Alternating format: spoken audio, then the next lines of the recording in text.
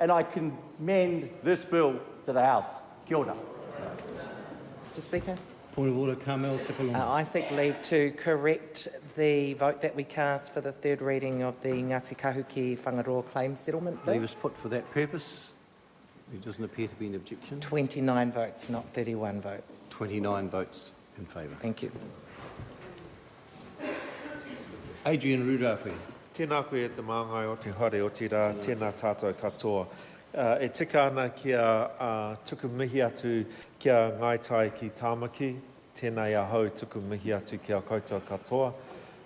Kua tai mai ki te hare pāremata nei, ki te hokarongo, ki te pānuitanga tuatahi o tēnei pire whakatau i a koutou kremi, nō reira tēnā koutou nau mai, hara mai, whakatau mai. Tēnā koutou ngā whānau me ngā hapu katoa o Ngāi Tai ki Tāmaki. Tēnā tātou katoa. Sir, it's an honour to take a call in the first reading of the Ngāi Tai ki Tāmaki settlement bill. And I want to acknowledge the Minister today in this probably being my last contribution to settlement bills in the 51st Parliament. I want to acknowledge also the Chair and the Māori Affairs Select Committee for the work that it does on treaty settlement bills. The Office of Treaty Settlements and all of the officers. I want to acknowledge the Crown negotiators, but especially the Ngāi Tai ki Tāmaki negotiators. Anei ahau tuku mihi atu kia koutou. Sir, I read with interest the historical account and the deed of settlement. After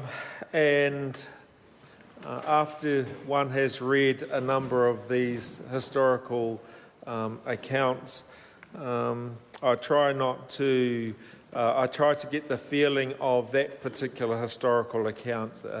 The unfortunate part of going through the historical account is that you almost relive or try to imagine what it might have been like to have gone through those experiences. And as a former negotiator myself, I know what that is like. So I want to acknowledge Ngāi Tai ki Tāmaki for their generosity in, first of all, allowing the story to be told. I want to acknowledge the magnitude of the impact of such loss. The chair of the Māori Affairs Select Committee mentioned that there, in one transaction, a total of 1/3 of that land was agreed that it would be retained by Ngāi Tai ki Tāmaki. Unfortunately, that didn't happen. 83,000 acres was the total amount of that land, so 1/3 of that would have been 27,666 acres that should have been retained by Ngāi Tai ki Tāmaki. Nearly 28,000 acres in Tāmaki Makaurau. Can you imagine what the value of that might be today?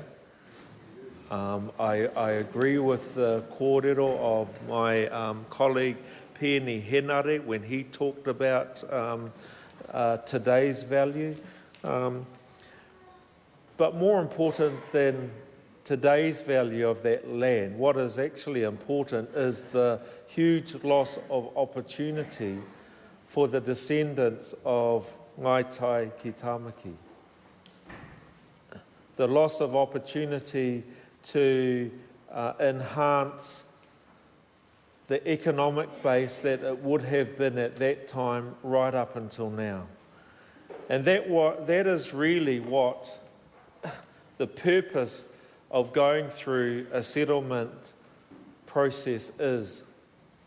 It's about looking at what has happened in the past and trying to find a way forward. And that's why I thank Ngāi Tai ki Tāmaki for their generosity. I think the whole of New Zealand, in particular Tāmaki Makaurau, should send their thanks for that such huge generosity in bringing the settlement to the house.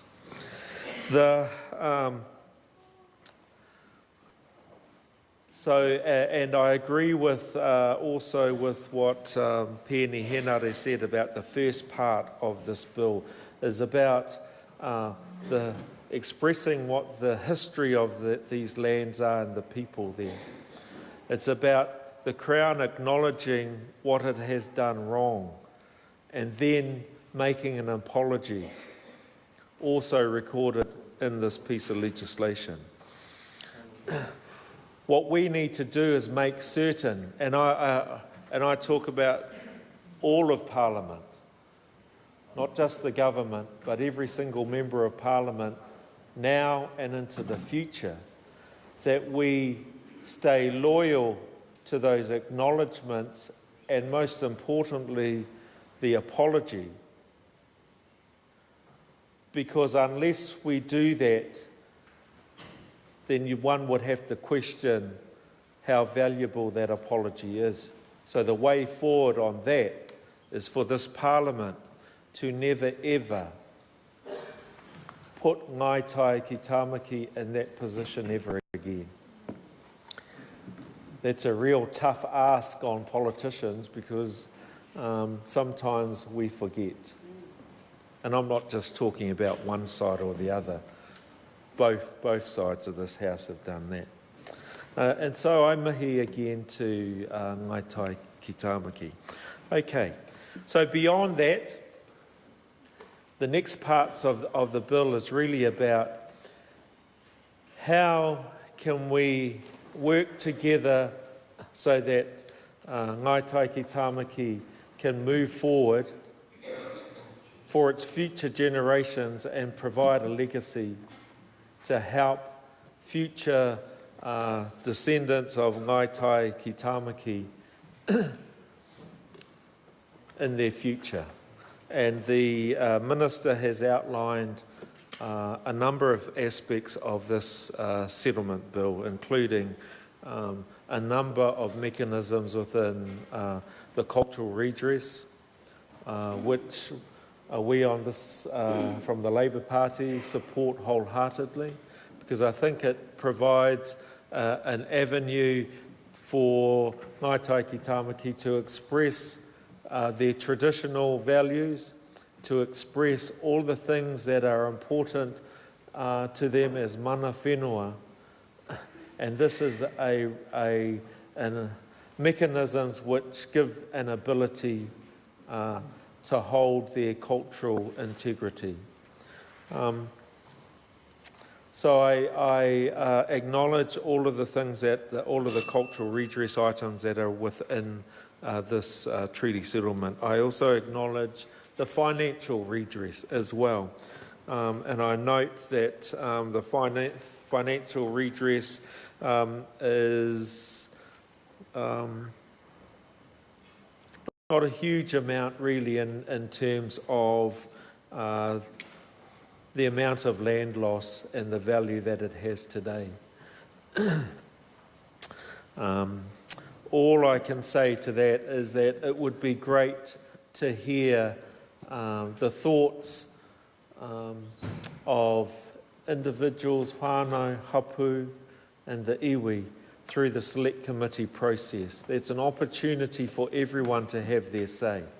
And so I ask and encourage members, whānau of Ngāi Tai ki Tāmaki, to make a submission. Sometimes Māori Affairs Select Committee does not receive many submissions on settlement bills. What happens is that if there's huge opposition to them, then the Select Committee gets lots of submissions. But I would encourage everyone that also agrees with the settlement to have their say. Have it recorded in the records of this House. And that's a way that every whānau, every hapu can have their say and have that recorded as well. So Mr. Speaker, thank you for this time. I greet the House in the spirit and that these treaty settlements are discussed in this House. Nō reira, tēnā tātou katoa. Kia ora. Dr. Shane Retty. Thank you, Mr. Speaker. E rangatira mai e nā iwi. Kia ora mai tātou. Mr. Speaker,